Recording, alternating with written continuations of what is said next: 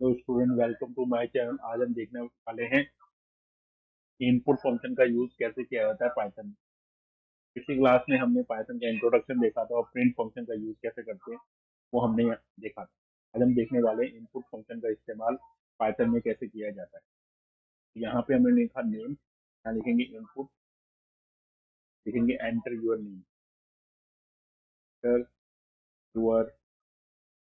अब अगर हम कोई इनपुट स्ट्रिंग वैल्यू इनपुट करते हैं तो हमें सीधा इनपुट फंक्शन को लगाना पड़ता है।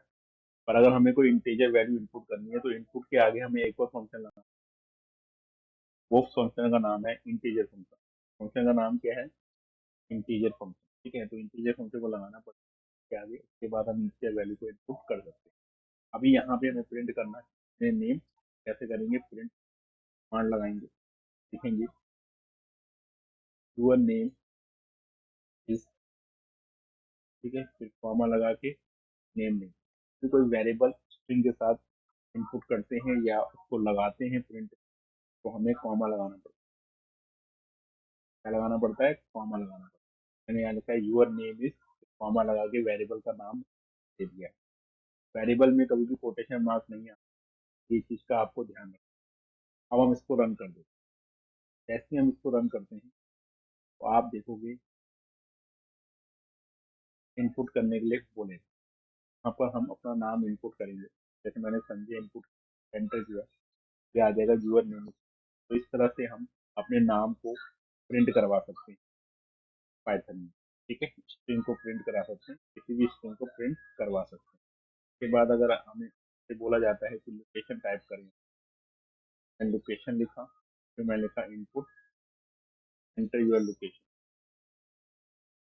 Your location. अब एंटर यूर लोकेशन लिखने के बाद हम जब प्रिंट करेंगे, प्रिंट करने के बाद हम यहाँ लोकेशन लिखेंगे, your location, your location is location, your location is location और डाल के लोकेशन। ठीक है, अब लिखने के बाद यहाँ पे आपको दिख रहा होगा कि लोकेशन रन करता हूँ तो ये मुझसे दो चीजें पूछेगा। पहले तो नाम पूछेगा, नाम लिखा, उसके बाद ये मुझसे लोकेशन पूछ, मैंने दिल्ली लिखा, फिर आ जाएगा यूर लोकेशन। तो इस तरह से हम स्ट्रिंग वैल्यू को इनपुट कर सकते हैं पाइथन में। अब हम जानते हैं कि इंटीजर वैल्यू को इनपुट कैसे किया जाता है पाइथन में। इंटीजर वैल्यू को इनपुट करने के लिए हमें, जैसे हम कोई नंबर लेना चाहते हैं, मैंने यहाँ पे लिखा num1 इक्वल टू इंट, और उसके बाद मैंने लिखा input enter the number, enter the पर, यहाँ पे नंबर एंटर हो जाएगा। दूसरी बार है num2, num2 हम लिखते हैं और लिखते हैं इंट, और फिर हम लिखते हैं इनपुट, और यहाँ पे हम लिखते हैं enter, enter the second number, क्या नंबर लिख सकते हो आप। इसके बाद हम कर देते हैं। अब हम इन दोनों को कैलकुलेट करना चाहते हैं, दोनों का सम करना चाहते हैं, तो मैंने इसको सम में एक वो करवा दिया। मैंने कहा num1 प्लस num2, उसके बाद एंटर किया और मैंने प्रिंट करना चाहते हैं हम इसको, तो हम लिखेंगे प्रिंट, लिखेंगे सम इज, सम इज, और यहाँ कॉमा लगा के सम लिख देंगे। सम लिखने के बाद हम एंटर करते हैं और देखते हैं हमारा कैलकुलेशन क्या करता है। रन किया और यहाँ पे एंटर द नंबर आ जाएगा, 55 लिखेंगे और 43 लिखेंगे और एंटर करेंगे तो इन दोनों को सम हो जाएगा। तो सम कितना आ रहा है? 108। इस तरह से हम क्या कर सकते हैं, दो वैल्यू का सम कर सकते हैं और इंटीजर वैल्यू को इनपुट कर सकते हैं। इसी के बाद अगर हम जानेंगे कि फ्लोट वैल्यू को इनपुट कैसे करना है, वो भी हम देखेंगे। इंटीजर की जगह हम क्या लिख देंगे? फ्लोट लिख देंगे, और फिर इंटीजर की जगह क्या लिख देंगे? फ्लोट लिख देंगे। फ्लोट वैल्यू से क्या होता है कि डेसिमल वैल्यूज आपकी इनपुट कर सकते हैं। हम जैसे रन करेंगे तो अगर मैं कोई भी नंबर डालूंगा तो वो डेसिमल में ही शो करेगा। 6 किया मैंने 7 किया और एंटर कर दिया, तो यहाँ पे देखो डेसिमल में सम आ गया है 13.0। ठीक है, इस तरह से होता है। अब एक चीज का आप नोटिस करेंगे कि जब मैं फ्लोट में इंटीजर वैल्यू इनपुट कर रहा था तो वो उसको एक्सेप्ट कर रहा था, क्योंकि वो 7.0 के हिसाब से ले रहा है और 6.0 ले रहा है। ठीक है, इस तरह से।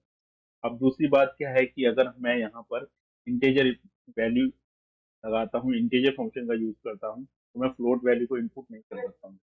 क्यों? क्योंकि वो सिर्फ इंटीजर वैल्यू को ही दे सकती है, फ्लोट वैल्यू को नहीं दे पाएगी। तो मैं अब अभी आपको करके दिखा देता हूँ। जैसे मैंने लिखा 6.5 ने ऊपर इंटीजर फंक्शन दिया और यहाँ पे मैंने 6.5 ले लिया है, तो पाइथन इसको एक्सेप्ट नहीं करेगा, क्योंकि मैंने वहाँ पे इंटीजर दिया और हम इंटीजर वैल्यू को ही इनपुट कर सकते हैं। एंटर किया तो यहाँ पे एक एरर आ गया। तो वो यही कह रहा है कि लिटरल जो है आपका, जो आपका इनवैलिड लिटरल है, जो आप इनपुट कर रहे हैं वो वेरिएबल गलत है। उस वेरिएबल को आपने इंटीजर सेट किया है, पर आप फ्लोट वैल्यू को इनपुट कर, जो कि गलत है, इसलिए वो एरर दे रहा है। तो ये आपको ध्यान रखना है। अगली बात है कि अगर इसमें हमें दोनों वैल्यू इनपुट चाहते हैं कि कोई भी वैल्यू हम इनपुट करें तो वो एंटर हो जाए और वो एक्सेप्ट करा दे, तो उसके लिए हमें eval का इस्तेमाल करना पड़ेगा। तो eval एक ऐसा फंक्शन है जिसमें हम इंटीजर वैल्यू को भी इनपुट कर सकते हैं और फ्लोट वैल्यू को भी इनपुट कर सकते हैं। दोनों वैल्यू को जब इनपुट करेंगे तो eval का यूज हम कर सकते हैं। तो मैं इसको रन करता हूँ, तो यहाँ पे पूछ रहा है एंटर दी नंबर। मैंने यहाँ पे 6.5 लिखा, मैंने यहाँ पे 5 लिखा, तो दोनों का सम यहाँ पर फ्लोट वैल्यू में आ जाएगा। ठीक है, इस तरह से हम इसको यूज कर सकते हैं। ठीक है, तो आपको समझ आ गया किस तरह से हमने इसकी कैलकुलेशन परफॉर्म करी है। अब आगे की तरफ हम बढ़ते हैं। अगला हम पढ़ेंगे डेटा टाइप कौन कौन से होते हैं हमारे पाइथन में। पाइथन में अलग अलग तरह के डेटा टाइप्स होते हैं। जैसे कुछ होते हैं म्यूटेबल डेटा टाइप, अगर हम देखें तो इसमें होते हैं कुछ म्यूटेबल डेटा टाइप, और कुछ डेटा टाइप होते हैं जो इम्यूटेबल कहलाते हैं।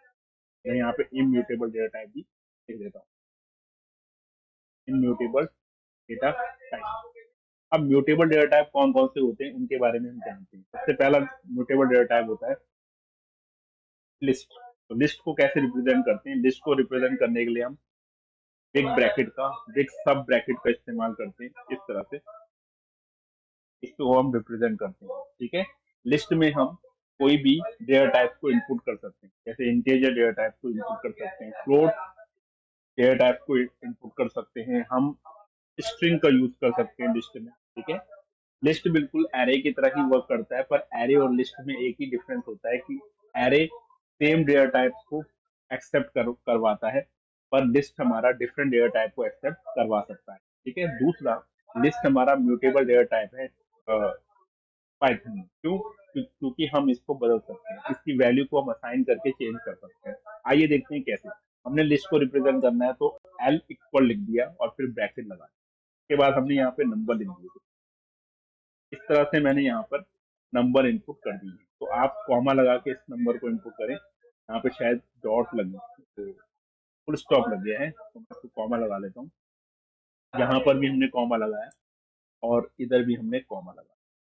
इसके बाद अगर मुझे कोई टेक्स्ट इनपुट करना है इसी में, मैं कॉमा लगा के फिर से टेक्स्ट को कोटेशन मार्क में लिख, मैंने संजय लिख दिया। उसके बाद यहाँ पर भी हमने कोई वैल्यू इनपुट कर दी। तो इस तरह से हम वैल्यू को क्या कर सकते हैं, इनपुट कर सकते हैं डिफरेंट वैल्यू। ठीक है, और डेसिमल्स वैल्यू को भी इनपुट कर सकते हैं। जैसे मैंने इसको बना दिया 9.5, इस तरह। ठीक है, तो ये डेटा टाइप को हम इस्तेमाल कर सकते हैं। तो इसको हम क्या कहते हैं? इसको हम कहते हैं लिस्ट। अब लिस्ट को हम म्यूटेबल क्यों कहते हैं? कि इसको बदल सकते हैं। जैसे मैंने अगर इसके कोई भी इंडेक्स नंबर को चेंज करना है, एक चीज का ध्यान देना, इसका जो इंडेक्स नंबर होता है वो 0 से स्टार्ट होता है। Index number start from 0। तो 0 से इसका इंडेक्स नंबर स्टार्ट होता है। इसका मतलब है कि जो पहली वैल्यू है इसकी 5, वो 0 इंडेक्स नंबर पे, 7 1 इंडेक्स नंबर पे, 9.5 थर्ड इंडेक्स नंबर पे, 13 फोर्थ इंडेक्स नंबर पे, संजय फिफ्थ, और हितेश हमारा 6 इंडेक्स नंबर पे रिप्रेजेंट कर रहा है। यहाँ पे अगर हम बात करें तो इसको हम कैसे चेंज कर सकते हैं? जैसे मैंने यहाँ पे लिखा कि 0 इंडेक्स पे मेरी वैल्यू को 65 में चेंज कर दें। 0 इंडेक्स पे मेरी वैल्यू 65 पे असाइन कर दें, और जब मैं इसको प्रिंट करूंगा तो 5 वैल्यू नहीं प्रिंट होगी, क्या वैल्यू प्रिंट होगी 65। तो मैं इसको बदल पा रहा हूँ, मैं इसको चेंज कर पा रहा हूँ, इनकी वैल्यू को मैं बदल पा रहा हूँ, जिसकी वजह से ये हमारे म्यूटेबल डेटा टाइप में गिने। अगर हम देखें तो यहाँ पे आप प्रिंट किया मैंने, तो आप देख रहे हो कि 65 जो है आपका वो आ रहा है 5 की जगह पे, कि मैंने 5 की वैल्यू को बदल दिया। इसलिए हम इनकी वैल्यू को चेंज कर सकते हैं, इसीलिए इनको हम म्यूटेबल डेटा टाइप्स कहते हैं। इसके बाद आगे बढ़ते हैं। अगला जो आपका डेटा टाइप होता है वो डिक्शनरी होता है।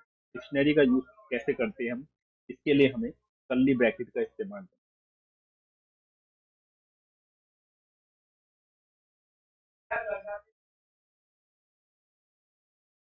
तो डिक्शनरी के लिए कर्ली ब्रैकेट का इस्तेमाल किया जाता है, ठीक है। और इसमें दो चीजों का यूज होता है, कीज एंड वैल्यू, इन दोनों का इस्तेमाल किया जाता है डिक्शनरी। अब डिक्शनरी को रिप्रेजेंट कैसे करते हैं, डिक्शनरी को दिखाते कैसे हैं वो देख लेते हैं। हमने लिखा D equal to curly bracket और एंटर कर लिया। सबसे पहले हम यहाँ पे नेम लिखना चाहते हैं किसी का, तो मैंने नेम का यूज किया और यहाँ पर हम विजय लिख देते हैं। एक चीज का ध्यान देना कि डिक्शनरी डेटा टाइप जो होते हैं बहुत ज्यादा इस्तेमाल होते हैं डेटा टाइप डेटा साइंस में कि पाइथन में अगर हम डेटा साइंस का यूज करते हैं, पाइथन में डेटा साइंस, तो उसमें हम डिक्शनरी का यूज बहुत ज्यादा करेंगे पांडास में, या फिर हम NumPy या पांडास में कर सकते हैं, या फिर हम मेटाप्लॉट में या प्लॉटी में ग्राफ बनाने के लिए भी हम डिक्शनरी का यूज करते हैं। इसके अलावा लिस्ट का भी यूज हमारे डेटा टाइप में किया जाता है, ठीक है। तो लिस्ट का यूज कैसे होता है, लिस्ट का यूज हम NumPy में इस्तेमाल करते हैं एरे को बनाने में, वहां पे लिस्ट का यूज होता है। मेटाप्लॉट ग्राफ जो होते हैं उनको बनाने में भी लिस्ट का इस्तेमाल किया जाता है। यहाँ पे हमें लिखा नेम, नेम विजय लिख दिया है, ठीक है। इसके बाद कॉमा लगाते हैं और नीचे लिख देते हैं लोकेशन। अब लोकेशन लिखने के बाद मैंने यहाँ पर कोलन लगाया और फिर मैंने यहाँ पे लोकेशन का नाम दे दिया। इसके बाद अगर आपको कोई इंटेजर लिखना है तो इंटेजर लिखने के लिए हम यहाँ पे कॉमा लगाते हैं, ठीक है। तो मैंने यहाँ पे लिख एज, एज भी यहाँ पर हम दे सकते हैं, ठीक है। तो इस तरह से हम क्या कर सकते हैं, डिक्शनरी को रिप्रेजेंट कर सकते हैं, ठीक है। डिक्शनरी को प्रिंट करोगे तो आप इसका टाइप, अगर हमें चेक करना है किसी भी डेटा टाइप का टाइप चेक करना है, तो उसके लिए टाइप वेरिएबल का यूज होता है। जैसे अगर मैं प्रिंट करता हूँ, मैं देखना चाहता हूँ ये कौन से डेटा टाइप का टाइप है, तो टाइप, और इसके अंदर मैंने डी को पास कर दिया। जब मैंने डी को पास किया और मैं जब प्रिंट करूंगा इस चीज को, तो आपको एक चीज नोटिस करोगे कि यहाँ पे क्लास डिक्शनरी लिखा हुआ आ रहा है। इसका मतलब डिक्शनरी क्लास हम यूज कर रहे हैं। इसी तरह से लिस्ट को अगर आप रिप्रेजेंट करना होता तो आप यहाँ पे प्रिंट टाइप लिख के एल लिख देते, प्रिंट टाइप और ब्रैकेट के एल लिख देते। तो जैसे हम एल लिखते तो यहाँ पे लिस्ट आए। इस तरह से हम इसको क्या कहते हैं, म्यूटेबल डेटा टाइप्स कहते हैं। अब हम इम्यूटेबल डेटा टाइप्स के बारे में बात करते हैं। सबसे पहला इम्यूटेबल डेटा टाइप्स हमारा इंटीजर्स होते हैं। इंटीजर्स को हम चेंज नहीं कर सकते। इंटीजर्स होते हैं, इंटीजर्स के अलावा हमारे जो डेटा टाइप्स होते हैं वो स्ट्रिंग होते हैं, ठीक है। ये हमारे इम्यूटेबल डेटा टाइप्स में आते हैं। सबसे इम्पोर्टेंट इम्यूटेबल डेटा टाइप जो होता है हमारा, वो होता है आपका टपल। तो टपल को कैसे रिप्रेजेंट करते हैं, की लिखकर यहाँ पे हम पैरेंथेसिस लगाते हैं, तो हमें पैरेंथेसिस का इस्तेमाल करते हैं। तो यहाँ पे हमने इस तरह से नंबर लिख दिए। एक चीज का और ध्यान देना, यहाँ पर भी हम अलग अलग डेटा टाइप को यूज कर सकते हैं। इंटीजर का यूज कर सकते हैं, फ्लोट का यूज कर सकते हैं, स्ट्रिंग का इस्तेमाल कर सकते हैं, पर टपल को हम बदल नहीं सकते, हम इसको चेंज नहीं कर सकते, ठीक है। हम इसको चेंज नहीं कर सकते। आइए देखते हैं कैसे हम इसको बदल नहीं सकते। अगर मैं लिखता हूँ टी और ब्रैकेट लगाता हूँ 0 और मैं कहता हूँ जीरो की वैल्यू को, जीरो इंडेक्स की वैल्यू को 4 कर दिया, ठीक है, और मैं प्रिंट करता हूँ, तो जैसे मैं टी को प्रिंट करूंगा तो ये एक एरर दे देगा मुझे। वो कि ये बोलेगा कि आप किसी वैल्यू को असाइन नहीं कर सकते टपल, ठीक है। तो आइए देखते हैं क्या बोलता है। प्रिंट किया तो यहाँ देखो ये एरर आ गया। ये क्या कह रहा है कि tuple object does not support item assignment, मतलब मैं किसी भी आइटम को दोबारा असाइन नहीं कर सकता हूँ। एक बार जो वैल्यू उसको मिल गई है वो वही वही वैल्यू लेकर पूरे प्रोग्राम में रन करेगा, ठीक है।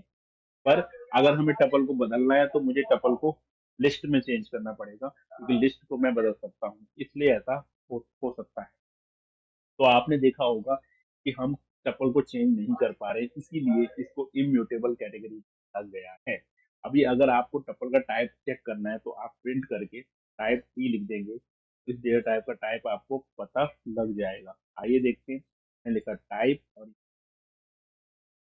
तो जैसे ही मैंने टी लिखा, आप देखोगे कि यहाँ पे टपल, इस तरह से हम इसको समझ, आई थिंक आपको समझ आया होगा किस तरह से हमने डेटा टाइप को देखी, डेटा टाइप हमने पढ़े, इम्यूटेबल डेटा टाइप कौन से होते हैं, म्यूटेबल डेटा टाइप को हमने ये भी पढ़ा कि इनपुट वैल्यू कैसे किया जाता है, इनपुट इस्तेमाल कैसे किया जाता है। आज क्लास में हम इतना ही करते हैं, अगली क्लास में हम आगे बढ़ेंगे और पाइथन को और ज्यादा और एडवांस तरीके से सीखने की कोशिश करेंगे।